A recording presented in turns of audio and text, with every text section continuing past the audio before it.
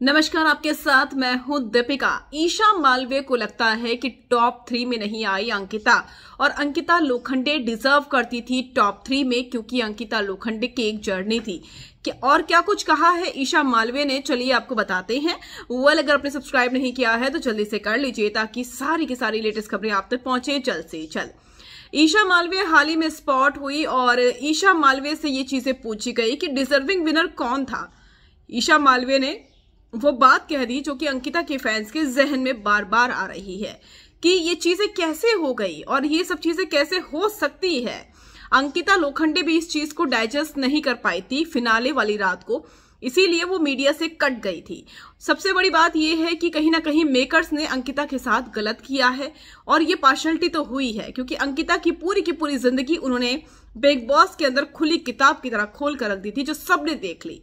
और जब सारी चीजें पब्लिक में आ जाती है तो फिर लोग आपस में बात करते हैं, रिश्तेदार आपस में बात करते हैं, पड़ोसी आपस में बात करते हैं।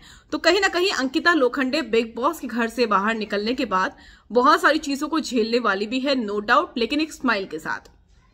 ऐसे में ईशा मालवीय से पूछा गया तो उन्होंने कहा कि फॉर श्योर मुझे लगता है मुनव्वर डिजर्विंग नहीं थे।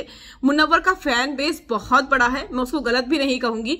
वो अपने फैन की बदौलत जीता है, क्योंकि उसका फैन बेस है बहुत बड़ा।